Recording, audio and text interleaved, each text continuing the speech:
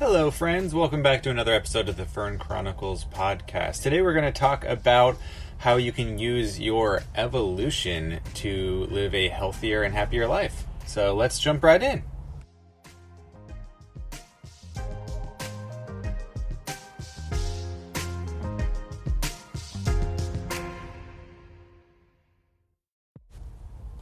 Hello, friends. Thanks for joining again on another episode of the Fern Chronicles podcast. If you've been listening for a while, you've probably heard me talking about things like time-restricted eating, trying to avoid things that are unnatural. So if you're eating, cookies or processed foods that you buy in a bag, things like that, I think it's a good general rule of thumb that those items are not very healthy for you. I think that kind of goes without saying, and just about everybody agrees with that.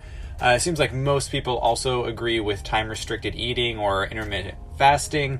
Kind of depends on who you ask. I know nutrition is very highly debated, but these are kind of things that that I've picked up on in the last few years that really seem to be beneficial for me.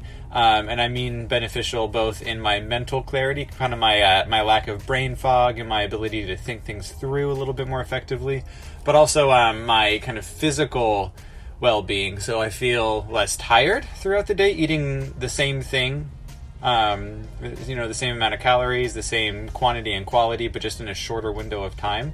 I feel much lighter because of that. I get much more. We are brought to you by PremiumJane.com. Please use the promo code FERN, F-E-R-N, for 20% off at checkout. It's a great company. They make products for humans and for dogs. So check them out. More info in the description.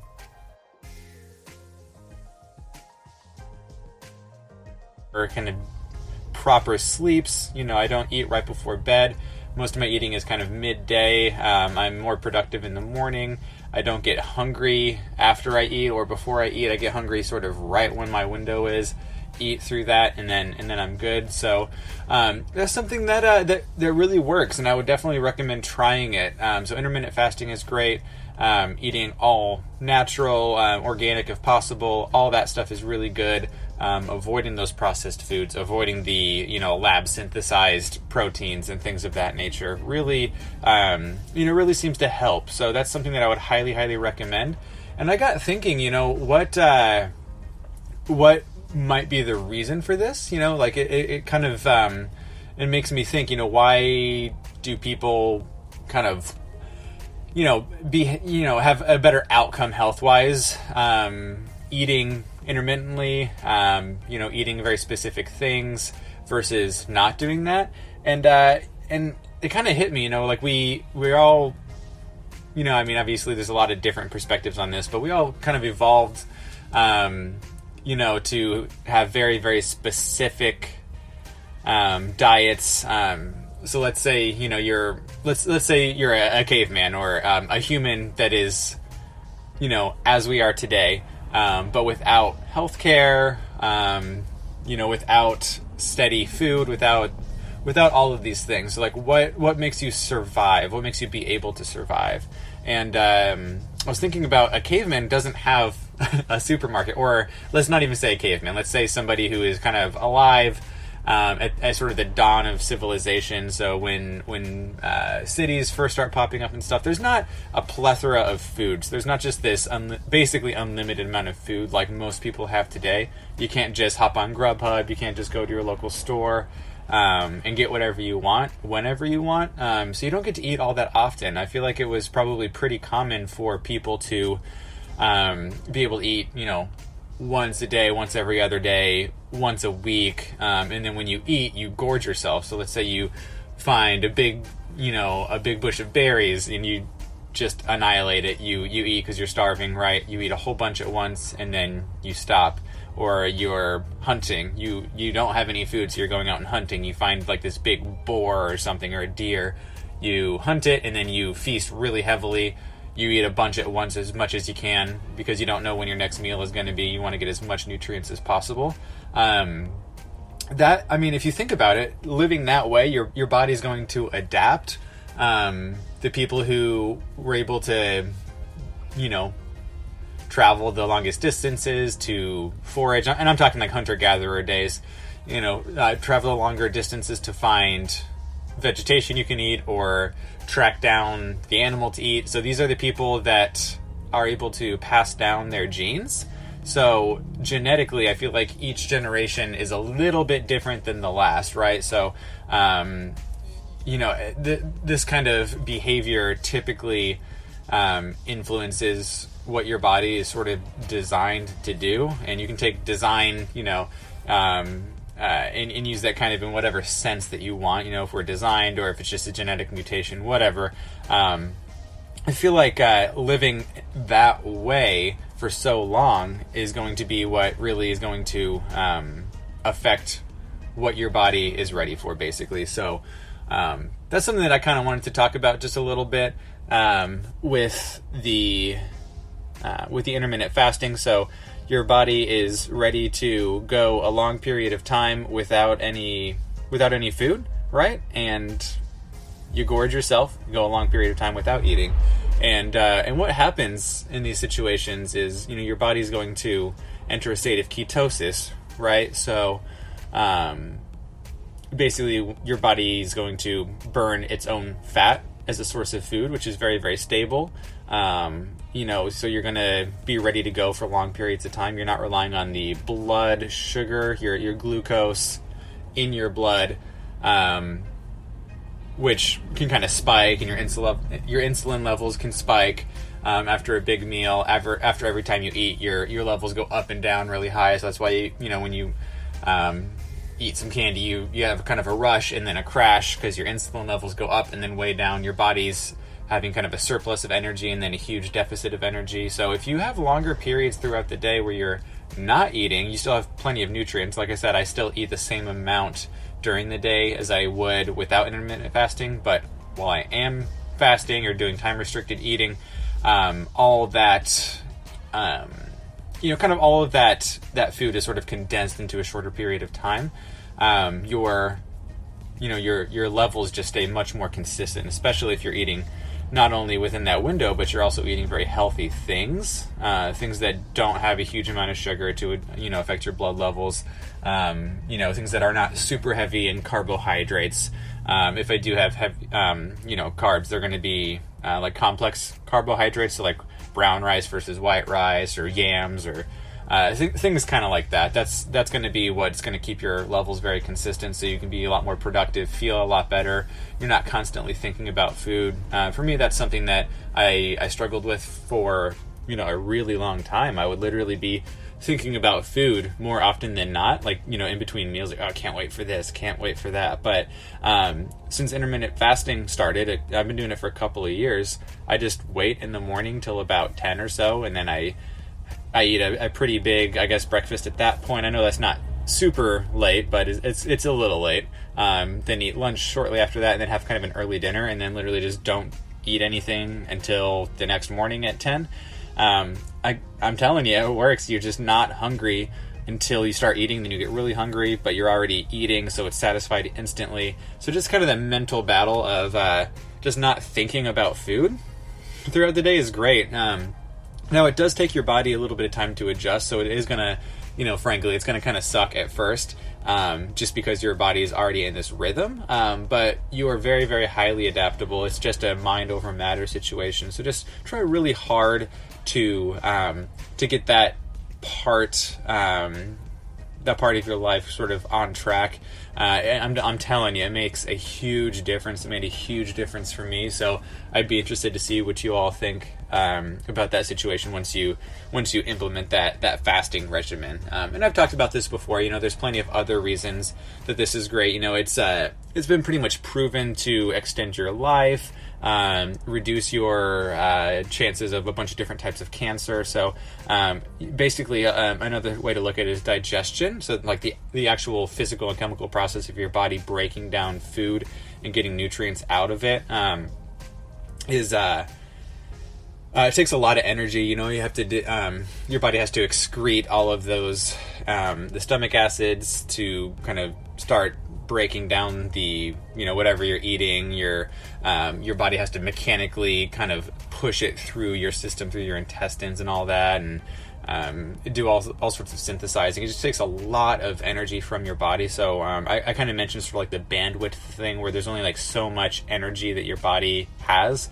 So minimizing the amount of energy your body is using on things other than, thinking or exercising or recovering, minimizing that amount of energy being used is great, because then your body can sort of focus on other things. Think of it kind of like multitasking. If you're trying to do some homework, but you're also like kind of watching some Game of Thrones, you're not really going to be listening. You're not going to get all the details from your TV show, and at the same time, you're also going to maybe miss a step on doing some math homework or something like that. Whereas if you focus on one thing at a time, so all your attention is on your TV show, you get all the details, you can get really into it.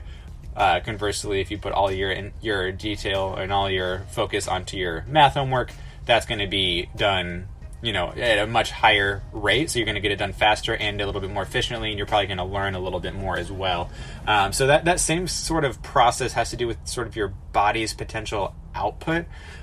So having much more time where your body is not digesting, so having it digesting kind of through your 3 or however many meals in that short window, digesting just a little bit past that as you're digesting into the evening and everything.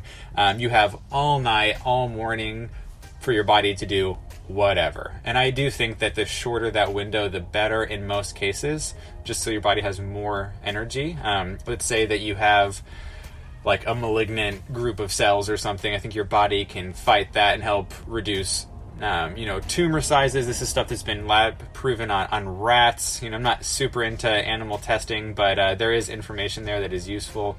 So like tumor sizes can not only slow down but shrink because your body can fight it.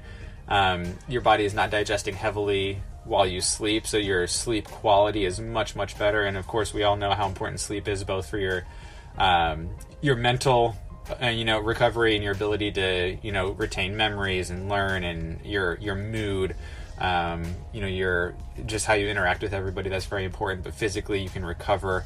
Your body rebuilds itself a lot during sleep. The benefits just go on and on and on for intermittent fasting, and that's something that I do.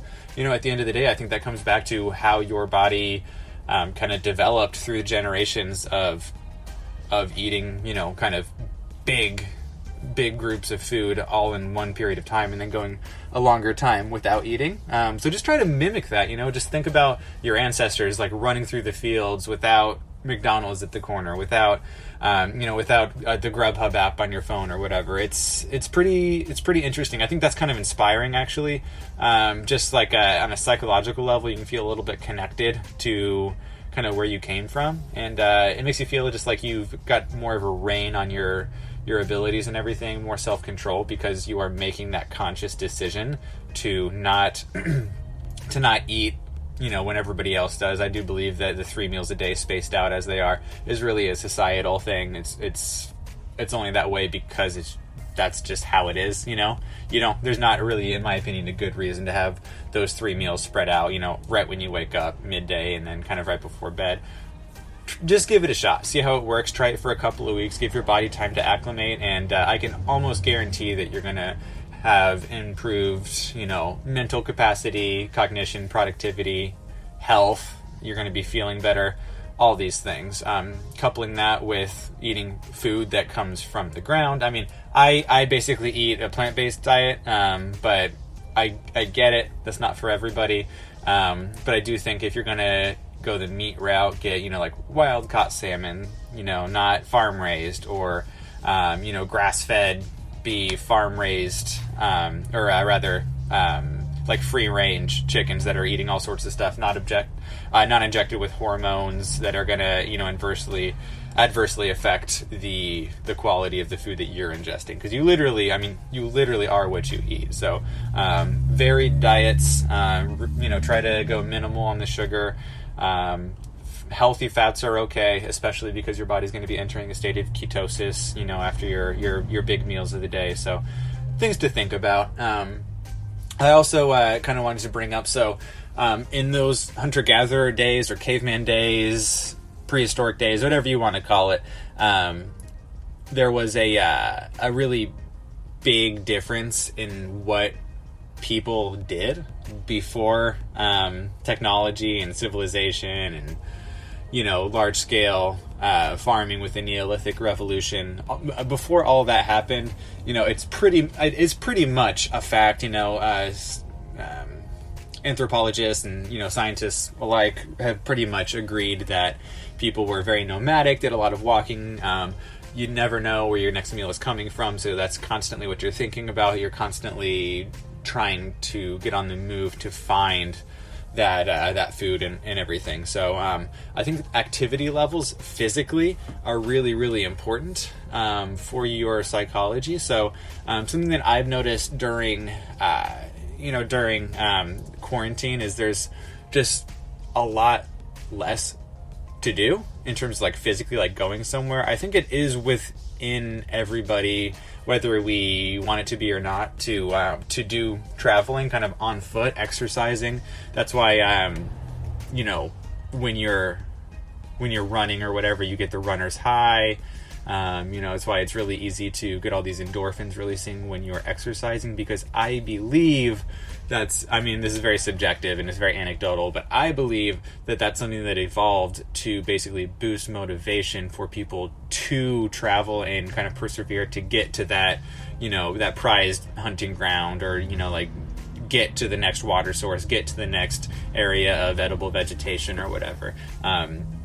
You're not going to get motivation without your body giving you something back, right? So you're not going to want to go and do that. You're not going to want to travel across the plains of Africa to, find this herd of, whatever you're going to eat, without, like, let's say you get, no endorphins, no dopamine release, by doing these activities. It's not going to do very well for your species. So if there's no mental and physical boost that you get because of that, that sounds like a pretty early extinction for a species, if you ask me. So with that in mind, like just how I mentioned, the intermittent fasting and eating all natural is something that I think your body is designed for. That's the same thing with, I don't want to say the word exercise, but just kind of movement. Your body is really designed to travel. You're upright. You can take these long strides. You have longer legs than other primates. So it's something that you really are designed to do. So I would urge you, if you live relatively close, not even close, but relatively close to your local, grocery store, try throwing on a backpack, walking to the store. It doesn't have to be exercise. There's a bad stigma, and it's hard mentally for some people to, quote unquote, work out, because it's all this energy. But try to put yourself in this position just mentally where you are somebody who's wearing, like a bearskin shawl. You're out in Montana. You're a Native American walking to your next hunting ground, right? You're going to go find some buffalo or something. If you don't do it, your family is not going to survive. You're not going to survive. So that's the boost that you need. Or let's say you're, like a Viking or something, and you have to make these journeys, in your longboat across long distances. You have to, walk over glaciers and through the woods and everything to find your fishing spot, find that, you're a Mongol, you live in the Horn of Africa. All these kind of ancient civilizations or relatively more near modern civilizations in some cases. You literally have to travel to get your food, to meet new people, to expand, to find new opportunities and resources, even as the seasons change. This is something that is very common in, the further north and the further south you go. It's very common for civilizations to move. Same with any other animals. Think about how, birds migrate south during the winter in the northern hemisphere and vice versa in the southern. So just try to connect to your roots. That's something that, you have to find an energy level that suits your mentality. So if you are depressed, or let's say you have a lot of nervous energy, that's because you have a lot of capacity for movement and a lot of capacity for productivity, but maybe not productivity in the form of getting out an email, or maybe not productivity in form of, getting this assignment done or that assignment done.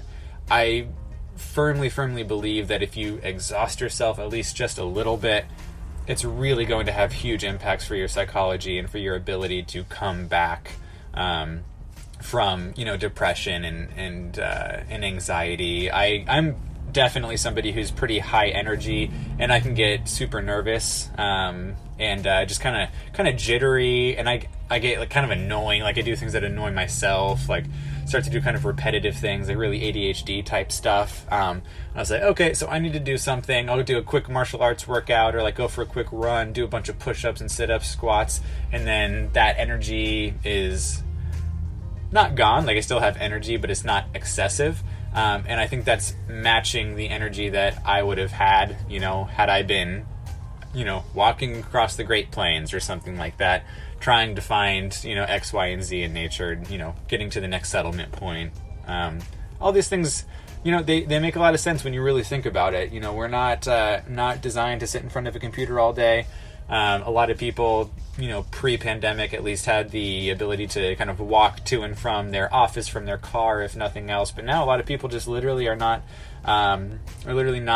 doing anything. You wake up, get coffee on, have some crappy meals, sit in front of your computer working, kind of do the same thing in reverse, have a crappy meal, you go to bed.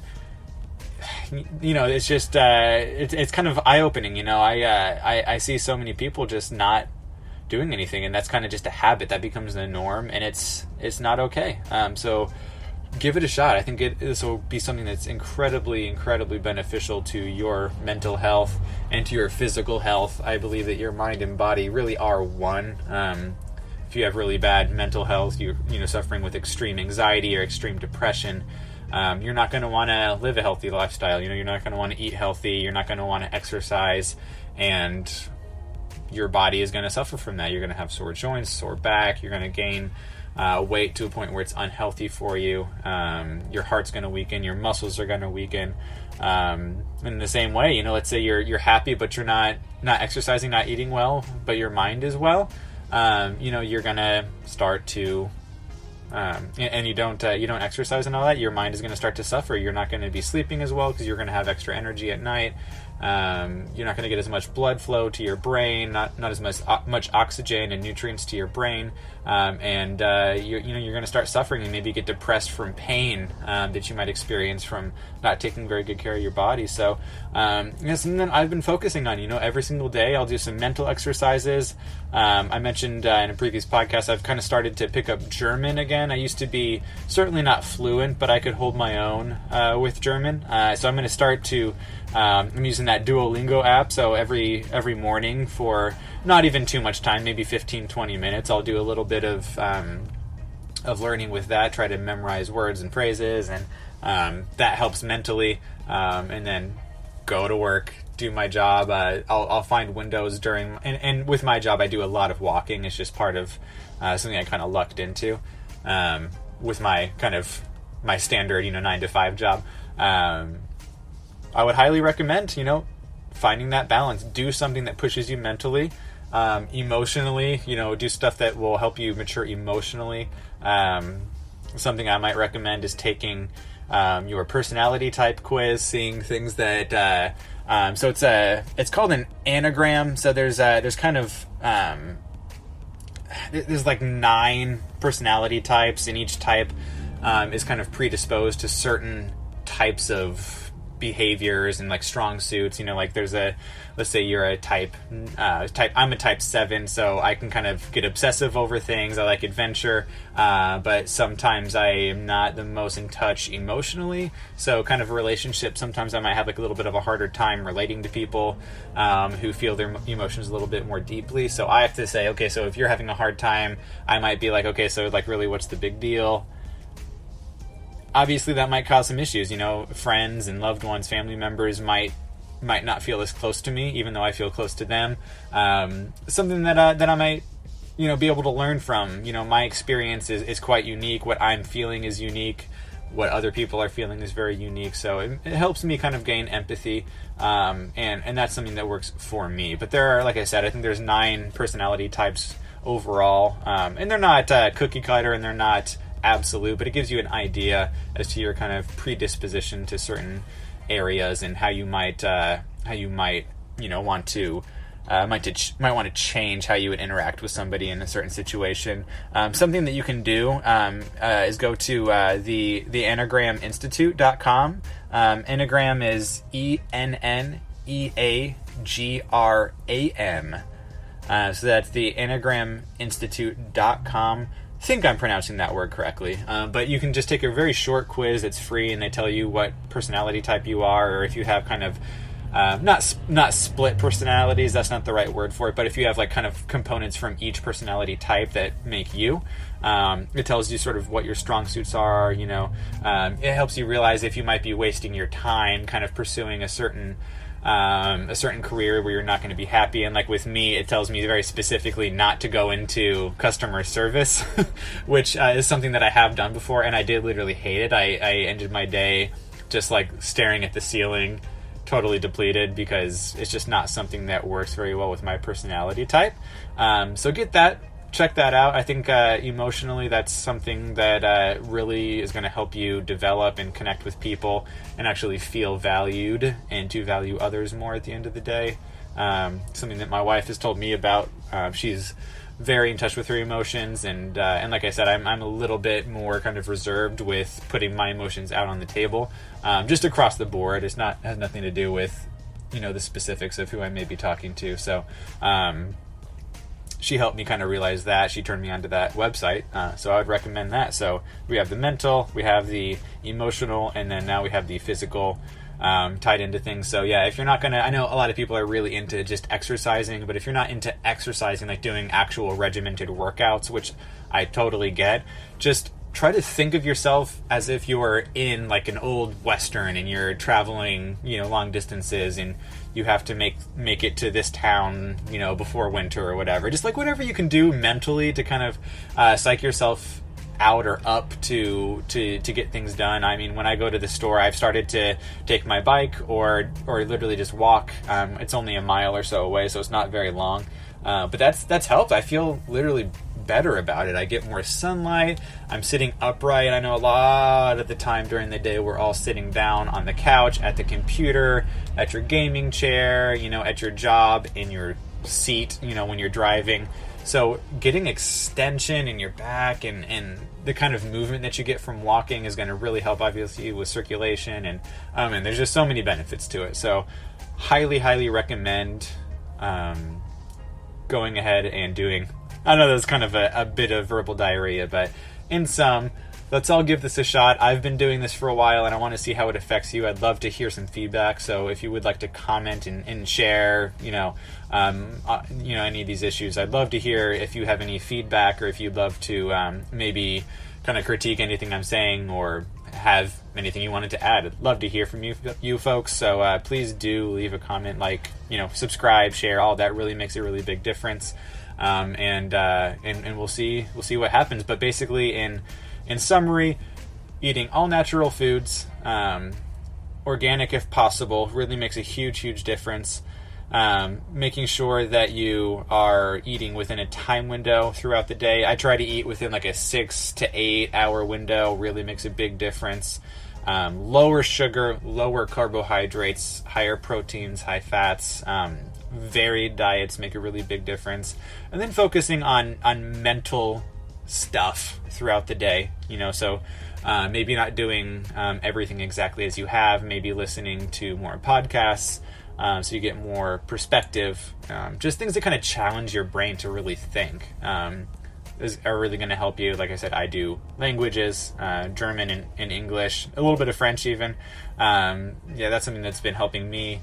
Work on your emotions, so ways that you can connect and really think about different situations and why you might be sad or angry or whatever, and how that relates to your personality type and the personality type of the people you are surrounded with. And then lastly, just getting movement. So try to travel, distances that you could walk, obviously if you live like 20 miles away from the nearest store, that might be a little bit challenging to walk there, every few days for groceries, but try to move as much as possible. It makes such a huge difference, and it's so good for you to get that nervous energy out and to be able to just focus and see things with clarity, and you feel like you've done something with your day.